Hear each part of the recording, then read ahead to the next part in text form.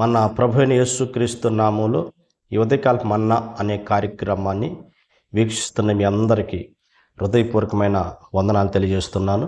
కృపగల దేవుడి జ్ఞాపకం చేసుకొని గడిచిన దినమంతా ఆయన కృపలో భద్రపరిచి కాపాడి క్షేమాన్ని దయచేసి మరొక దినాన్ని పరిశుద్ధాత్మదేవుడు మనకు అనుగ్రహించాడు.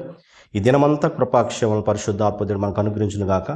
ఉదయకాల సమయంలో ఒక వాక్యాన్ని మనం చదువుకుందాం. 116 కీర్తన 6వ వచనం. నేను కృంగి ఉండగా ఆయన్ను నన్ను రక్షించను. దేవునికి స్తోత్రము కలుగును గాక. ఇక్కడ గమనించినప్పుడు దావీదు మహారాజు చెప్తున్న మాట ఏంటంటే, ఇదిగో నేను కృంగి ఉండగా ఆయన నన్ను రక్షించి ఉన్నాడు. దేవునికి స్తోత్రం కలుగును గాక. ప్రియ దేవుడి బిడ్డ, అనేక సమస్యలు మన జీవితంలో, వాళ్ళు రాజులు కావచ్చు, సామంతులు కావచ్చు, ఉన్నత స్థానంలో ఉన్నవారు కావచ్చు, పేదవారు కావచ్చు, ప్రతి ఒక్కరి జీవితంలో ఈ కుంగుబాటు అనేక సమస్యలు మన జీవితంలో కృంగతీస్తాయి, అనేక వేదనలకు తీసుకెళ్తాయి. కానీ అంటున్న మాట ఏంటంటే, ఆ కృంగిని స్థితిలో దేవుడే నన్ను లేవనెత్తాడు. దేవునికి స్తోత్రం కలుగును గాక. గమనించాలి, కనుక రాసే కానీ తనకొచ్చిన ఆ సమస్యలు, తనకొచ్చిన పరిస్థితులు ఎవరు ఏం చేయలేని స్థితిలో ఉన్నారు. కానీ నా ప్రభు ఆ కృంగిని స్థితిలో నుంచి ఆయన నన్ను రక్షించాడు అంటున్నాడు. ఇక్కడ దావీదుని తన జీవితంలో కృంగతీసే మనం గమనించినప్పుడు, అదే 116 కీర్తన 3వ వచనం మనం చూసినప్పుడు అంటాడు, మరణ బంధకములు నన్ను చుట్టుకొని ఉండెను. దేవునికి స్తోత్రము కలుగును గాక. గమనించినప్పుడు మరణ బంధకాలు, ప్రియ దేవుడి బిడ్డ, చూడండి, తన జీవితంలో ఒక మరణ భయము. చూడండి, ఇక్కడ అంటున్నాడు మరణ బంధకాలు అంటే, చూడండి, తన కాళ్ళకు ఒక్క సమస్య పోతే ఒక సమస్య, తన జీవితంలో మరణకర పరిస్థితులు ఎన్నో వచ్చాయి. అయితే నా దేవుడు ఆ మరణ బంధకాల నుంచి నన్ను రక్షించాడు అంటున్నాడు. ఉదయకాల సమయంలో వాక్యం పట్టిన నీ జీవితంలో ఎలాంటి మరణ బంధకాలను ఉన్నావు? ఒక వ్యాధి పోతే ఒక వ్యాధి నీ జీవితంలో కలుగుతుందా? ఒక సమస్య పోతే ఒక సమస్య నీ జీవితంలో కలుగుతుందా?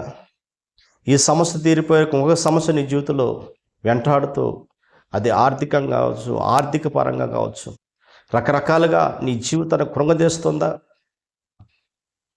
దేవుడి బిడ్డ, మరణ బంధకాలు నీ జీవితంలో వెంటాడుతూ ఉన్నాయి. నీ జీవితాన్ని మరణ బంధకాలు క్రీస్తు వైపు నుంచి బయట పడలేక సర్వోన్నతమైన దేవుడు చూడగలిగిపోతున్నాము. ఈ దేవుడి బిడ్డ నుంచి విడిపించగల రక్షకుడైన యేసు వైపు నుంచి చూడగలిగితే, నువ్వు ఎలాంటి మరణకర వ్యాధితో నువ్వు ఉన్నా, ఎలాంటి భయంకర సమస్యలు నీ జీవితంలో కొనసాగించబడ్డా, నా దేవుడు నీ మరణ బంధకాల నుంచి ప్రభు విడిపించును గాక. రిపోర్ట్లు చూపిస్తే ఒక సమస్య పోతే ఒక సమస్య కనిపిస్తుందా? ప్రభుత్వంలో ప్రార్థన చేయి, ప్రతి రిపోర్ట్ నార్మల్ దయచేయాలి నా దేవుడు. అటువంటి అద్భుతం నా జీవితంలో జరిగించును గాక. ఇంకా రెండోదిగా మనం గమనించినప్పుడు అంటాడు ఆయన, పాతాళపు వేదనలు నన్ను పట్టుకొని ఉన్నాయి. ప్రియ దేవుడి బిడ్డ, గమనించినప్పుడు అంటున్నాడు, పాతాళపు వేదనలు నన్ను అవి పట్టుకొని ఉన్నాయి. మనం పాతాళము అంటే అది ఒక భయంకర అగాధం. దాంట్లో నుంచి పాతాళంలోకి వెళ్ళిన వాళ్ళు బయటికి రావటం అసాధ్యమైన విషయము. అలాంటి పాతాళపు వేదనలు, వేదనకర పరిస్థితులు నన్ను పట్టుకొని ఉన్నాయి. ఆ పాతాళ గర్భంలో నుంచి నేను బయటికి రాలేకపోతున్నాను. అలాంటి భయంకర పరిస్థితుల్లో నుంచి కూడా నా దేవుడు నన్ను రక్షించాడు.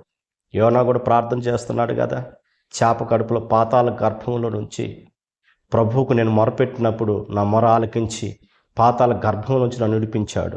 చూడండి ప్రియ దేవుడు, మనం గమనించినప్పుడు చేప కడుపులో, సముద్రం అగాధంలో, ఇక్కడ మనం గమనించినప్పుడు ఇక్కడ దావీదు భక్తుడు కూడా అంటున్నాడు, నేను అగాధంలో ఉన్నాను, పాతాళం నన్ను పట్టుకొని ఉంది, మరణం నన్ను పట్టుకొని ఉంది. అయితే దాంట్లో నుంచి దేవుడు నన్ను విడిపించాడు, రక్షించాడు.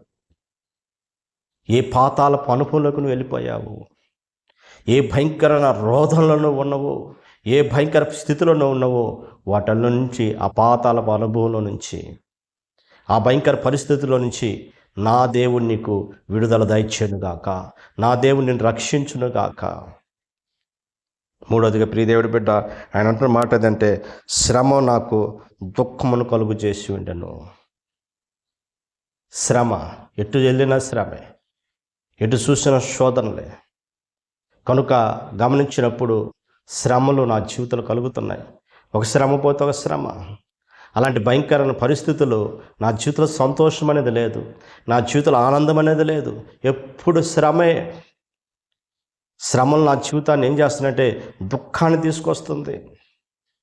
ప్రియదేవుడి బిడ్డ దావీదుకు వచ్చిన శ్రమ ద్వారా తన పరుపు తడిసిపోయిందంట. ఆ విధంగా తను ఏడ్చి దుఃఖంతో దుఃఖించి ప్రభు సన్నిధిలో. కనుక అంటున్నాడు, దాంట్లో నుంచి కూడా, ఆ దుఃఖము నుంచి కూడా నన్ను విడిపించి నా దేవుడు నన్ను సంతోషించేటట్టు చేశాడు, నా నోటిని నవ్వును కలుగు చేశాడు.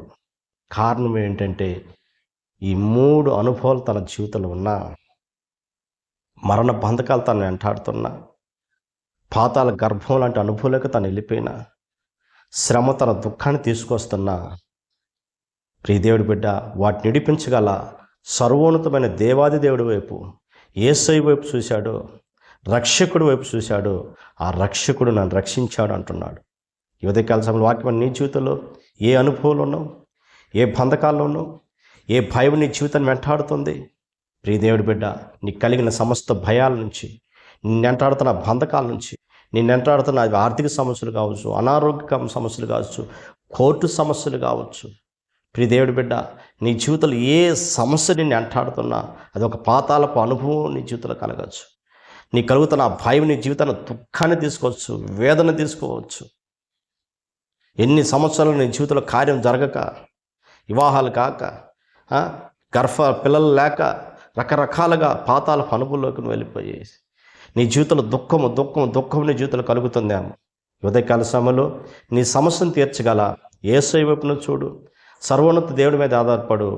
నా దేవుడు ఇదిగో నీ కృంగిన ఏ సమస్యలు కృంగదీస్తున్నాయో, ఏ సమస్యలు బాధ పెడుతున్నాయో, ఏ సమస్యలు అది అసాధ్యమైన విషయం అనుకుంటున్నావో వాటన్నిటిలోంచి నా దేవుడు నీకు విడుదల దయచేయునుగాక. ఈ సమయంలో ఉదయకాల సమయంలో నువ్వు విశ్వసించు, నువ్వు నమ్ము, నీ కొరకు ప్రార్థన చేస్తుండగా నా దేవుడు నీవు ఏ విషయంలో కృంగి ఉన్నావో ఆ స్థితిలోంచి నా దేవుడు నిన్ను విడుదల దయచేయునుగాక. ప్రార్థన చేసుకుందాం. పరిశుద్ధుడా, జీవాధిపతి, ఆశ్చర్యకర్డా, స్తోత్రాలయ్యా. అయ్యా, నీవు కృంగిన వారిని ప్రభా రక్షించే దేవుడు అని మీరు మాట్లాడినందుకు స్తోత్రాలయ్యా. ఈ ఉదయకాల సమయంలో ఏ విషయంలో వారు కృంగిపోయి ఉన్నారో, ఏ విషయంలో భయపడుతున్నారో ప్రభా, వారు కలిగిన ఆర్థిక, అనారోగ్య, నిందలు, అవమానాలు, రకరకాల సమస్యలతో ఒకవేళ కృంగిపోయి తండ్రి నీకు స్తోత్రాలయ్యా. అయ్యా, వేదనలతో దుఃఖమవుతున్న ప్రజలకు నా తండ్రి ప్రభువా నీకే స్తోత్రాలయ్యా. వారిని రక్షించి నీ నామని ఘనపరచుకోమని యేసు నామములో అడుగుతున్న పరమ తండ్రి, ఆమేన్.